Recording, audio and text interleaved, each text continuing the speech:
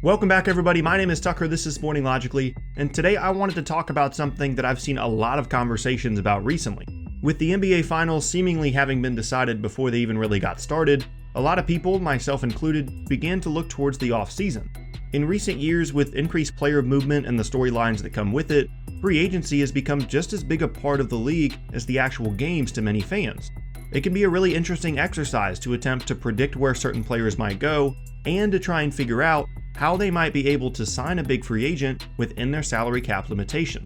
Which brings us to the newest trend that I've seen in regards to this NBA offseason: rationalizing a prediction that a max contract level player will be able to join a certain team if they would just take a pay cut as a free agent.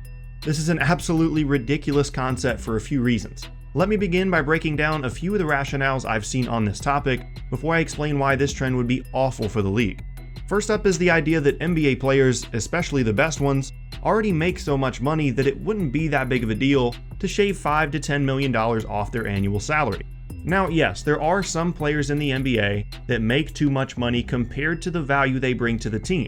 Mistakes have been made, and we're all aware of a few infamous examples. Now, when you're looking at the very best basketball players on the planet, they're absolutely worth their high annual salaries. Though I won't get into that conversation too much because I already have in the past. But the basic concept is that for every NBA player, their active playing years are the peak of their earning potential for the rest of their lives. Earning potential that they have worked very hard to be able to achieve. And 99% of them aren't going to waste any of it, nor should they. So to us non-professional athletes that don't make millions of dollars a year, it might seem simple to ask these guys to cut back a bit for the benefit of the team. In fairness, yes, we're talking about millions of dollars for professional athletes, whereas for the rest of us, the monetary amount is much different. But in all honesty, from a logical perspective, the amount of money that they would have to give up compared to yourself is completely irrelevant. If it was your money, and you knew that the next 10 years were going to be the best earning years of your entire life, I'd imagine all of us would be much more hesitant to ask anyone to leave that money on the table. Now, I'm not trying to shame anyone for using this argument. Most just want a player to join their team.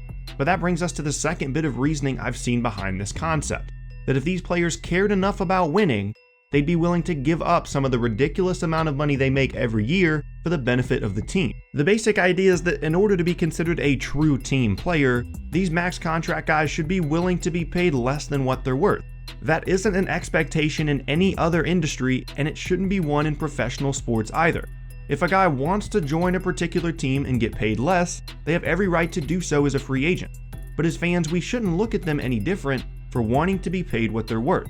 If you were looking to change companies and there were two offers on the table, one with a higher annual salary and one with a lower annual salary, with all other factors being equal, there would be no reason for anybody to look down upon you for taking the job with a higher annual salary.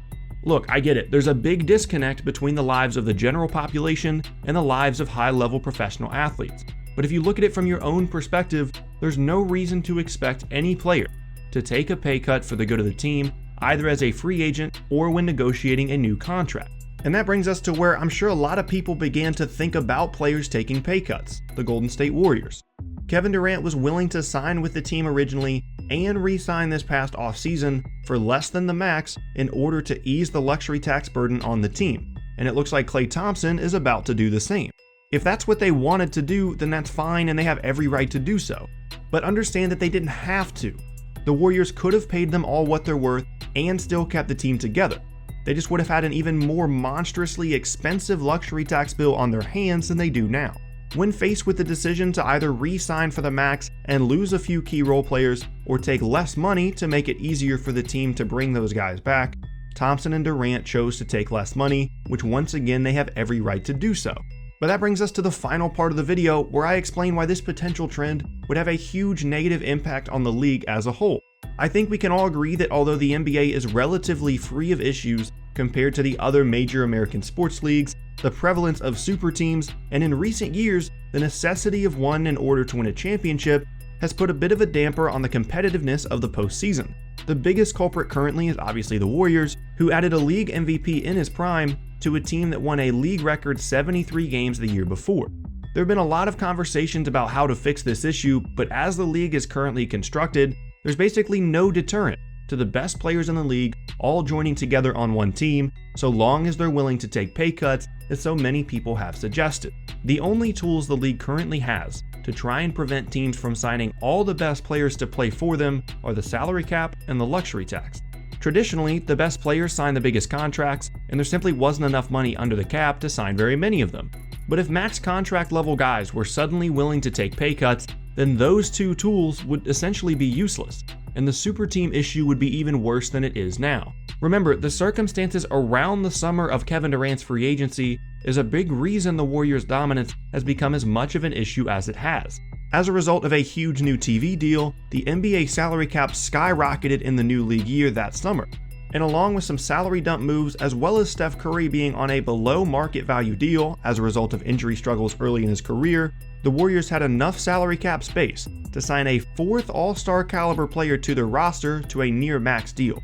Now obviously that exact situation required a number of special circumstances to play out the way that it did, but the concept remains the same. When one of the league's few tools to deter the formation of super teams, the salary cap, is made useless, then you get dominant teams like the KD-era Warriors. In theory, if you want to champion players taking pay cuts, Paul George and LeBron James could both sign with the Rockets for $10 million a year this summer to create another ridiculous super team, and there would be absolutely nothing the league could do about it.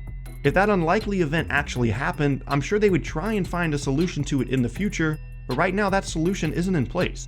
Now I'm sure I don't have to tell you how much of a problem this would create for the league, which is why this pay cut concept needs to stop. If you're one of those people that rationalize free agent predictions with this idea, even if you're willing to look past the illogical nature of it, then what you're really asking for is a league with an even bigger super team issue than it already has.